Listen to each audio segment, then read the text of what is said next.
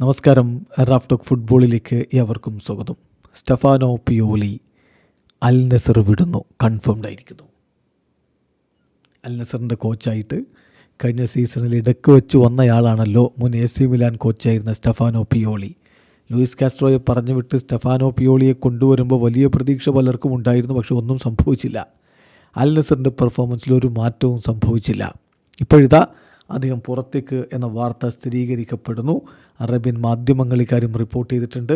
Italian football journalist Fabrizio റൊമാനോയും ഇക്കാര്യം സ്ഥിരീകരിക്കുന്നു. റൊമാനോ പറയുന്നത്, Stefano Pioli set to leave Al Nassr and proceed with plan as new Fiorentina head coach. Decision made. തീരുമാനമെടുത്തു കഴിഞ്ഞു. അദ്ദേഹം അൽ നസർ വിടുന്നു. ഫെറന്റീനയുടെ പുതിയ ഹെഡ് കോച്ചായിട്ട് സ്ഥാനം ഏറ്റെടുക്കാൻ പോവുകയാണ്. ആ പ്ലാനുമായിട്ട് മുന്നോട്ട് പോവുകയാണ്. Edin Dzeko, one of the main targets for his new project at Fiorentina if all goes to plan എന്നുകൂടി അദ്ദേഹം ചേർക്കുന്നുണ്ട്. സെക്കോയാണ് അദ്ദേഹത്തിൻ്റെ ഫെറന്റീന പ്രോജക്റ്റിൻ്റെ മെയിൻ ടാർഗറ്റ് എന്നുകൂടി കൊടുക്കുന്നു. അതെന്തായാലും അവിടെ നിൽക്കട്ടെ. അൽ നസറിൽ നിന്ന് സ്റ്റെഫാനോ പിയോളി പോകുന്നു.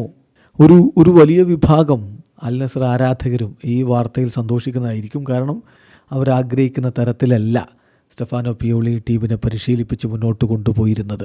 ക്രിസ്ത്യാനോ റൊണാൾഡോക്കുള്ള പ്രാധാന്യം പിയോളി വന്നപ്പോൾ കുറഞ്ഞു എന്ന് പരിതപിക്കുന്ന CR7 ആരാധകരെയും കണ്ടിട്ടുണ്ട്. അപ്പോൾ അത്തരത്തിലുള്ള ആളുകൾക്കൊക്കെ സന്തോഷകരമായ ഒരു വാർത്തയായിരിക്കും സ്റ്റെഫാനോ പിയോളിയുടെ പോക്ക്.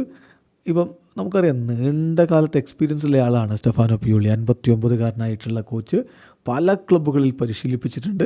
ഏറ്റവും ഒടുവിൽ അദ്ദേഹം AC മിലാനിലായിരുന്നു, പക്ഷേ അതിനു മുമ്പ് അദ്ദേഹം ഫെറന്റീനയിലായിരുന്നു.